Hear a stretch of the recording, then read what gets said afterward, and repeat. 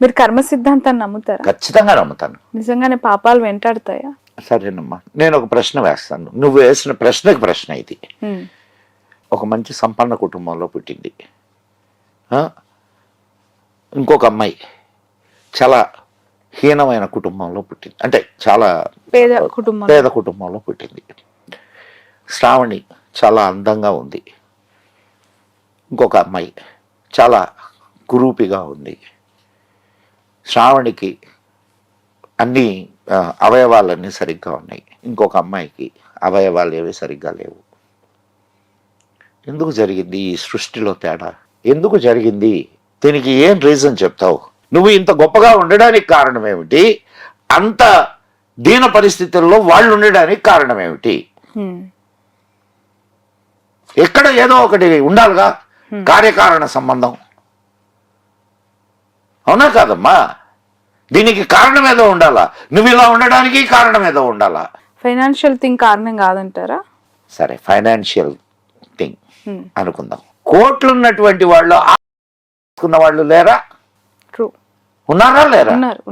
ఆర్థికమైనటువంటి విధానం అక్కడ ఎందుకు లేదు? అక్కడ ఎందుకు అప్లై కావాలా?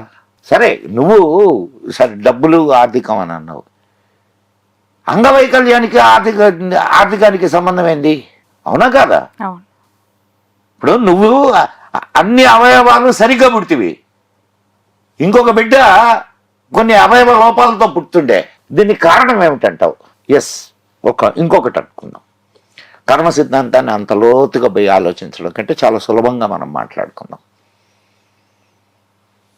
నువ్వు ఒక మంచి చేస్తే నీకు ఒక మంచి జరుగుద్ది, నువ్వు ఒక చెడు చేస్తే నీకు చెడు జరుగుద్ది. Is it clear? As simple as such. Ball నువ్వు గోడ కొడితే అది వెనక్కి తిరిగి వస్తుంది, నువ్వు ఏది ఇస్తే నీకు అదే వస్తుంది. నువ్వు if you do good you get good, you do bad. నేను చాలా సింపుల్ గా చెప్పా.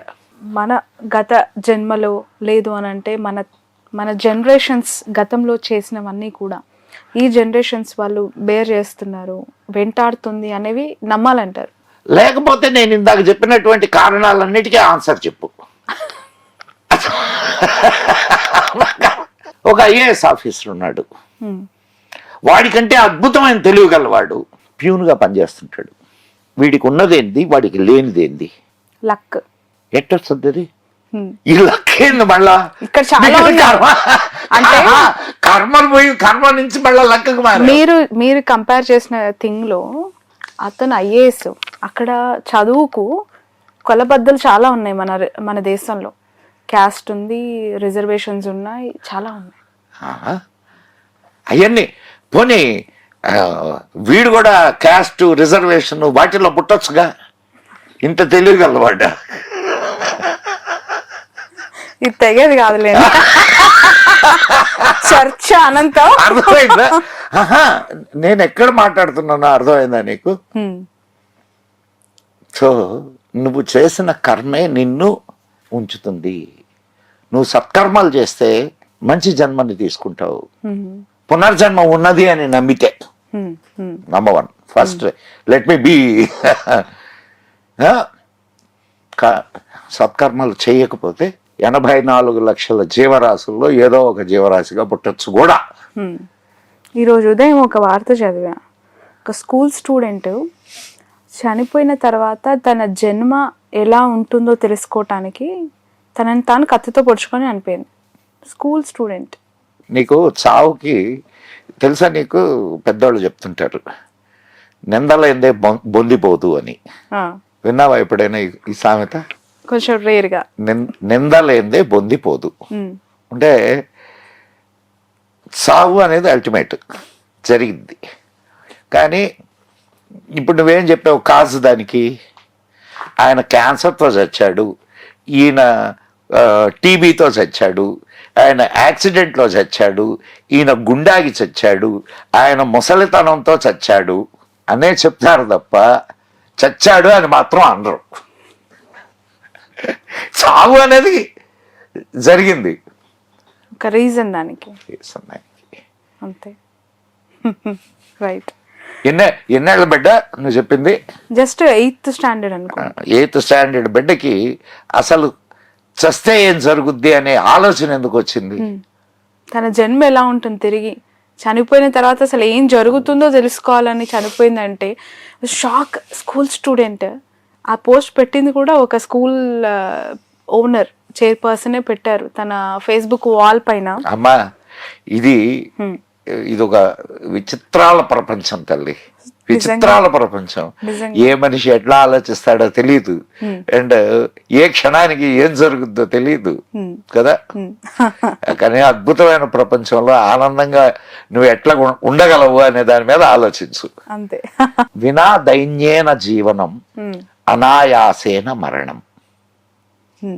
వినా దైన్యేన జీవనం. ఓకే. దైన్యంగా జీవించకూడదు, అనాయాసేన మరణం. చనిపోయేటప్పుడు హాయిగా చనిపోవాలా అని మనిషి కోరుకోవాలా. అంటే ఆనందంగా జీవించాలి, కష్టపడకుండా చచ్చిపోవాలి. Thank you so much Madan garu. ఒక చరిత్ర, ఒక అంటే social science and what not everything ఈ ఇంటర్వ్యూలో అన్ని నేర్చేసుకున్నా ఒక గంటలో. బాబాయ్ ఎప్పుడు అట్లా అనుకోబాక, వార్నింగ్ యూ, ఎప్పుడు అట్లా అనుకోబాక. ఎంత నేర్చుకోవాల్సిన చాలా ఉంటది. నువ్వు నీ దోశలెంతో నీ కడుపెంతో అంతే తీసుకోగలవు, ఇక్కడి నుంచి అంతే తాగగలవు. కాబట్టి నేను చాలా నేర్చుకున్నాను అనుకోనే వద్దు. ఎంత నేర్చుకున్నా అనంతమైన విజ్ఞానం అమ్మా. మనం ఎంత నేర్చుకోగలం, మన జీవితం ఎంత చాలా చిన్నది. కాబట్టి నిరంతరంగా నేర్చుకుంటుండే విద్యార్థిగా ఉండు. మీరు నేర్చుకొని మాకు నేర్పిస్తూ ఉండండి, మేము వాళ్ళకి చూపిస్తూ ఉండాలి. Thank you so much. That's all. Madan గారితో దిస్ స్పెషల్ ఇంటర్వ్యూ. నాకు తెలిసేది ఇంత చాలా పెద్ద లెంథియెస్ట్ ఇంటర్వ్యూ. సో నేను 2 parts లో ఈ ఇంటర్వ్యూని మీకు అందించాలనుకుంటున్నాను. ఫస్ట్ part 1 లో కొన్ని విషయాలు, part 2 లో కొన్ని విషయాలు. అది అయిపోయిన తర్వాత మళ్ళీ పిలుద్దాం. ప్రేక్షకుల కోరిక మేరకు ఈ ఎంటైర్ ఇంటర్వ్యూ చూసి మీ అభిప్రాయాన్ని మాత్రం ఖచ్చితంగా కమెంట్ రూపంలో తెలియచేయండి. అండ్ మీకేమైనా డౌట్స్ ఉంటే కింద మాత్రం పోస్ట్ చేయండి. తిరిగి వచ్చి మళ్ళీ మదన్ గారిని మళ్ళీ నెక్స్ట్ ఇంటర్వ్యూలో మనం అడుగుదాం. That's all for now. చూస్తూనే ఉండండి క్యూబ్ టీవీ.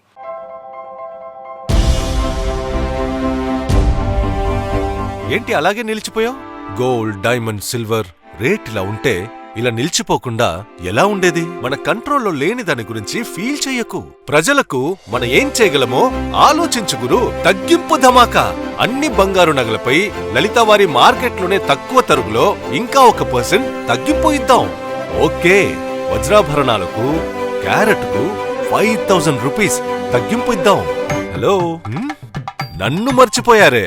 వెండిలో కూడా తగ్గింపు ఇద్దాం.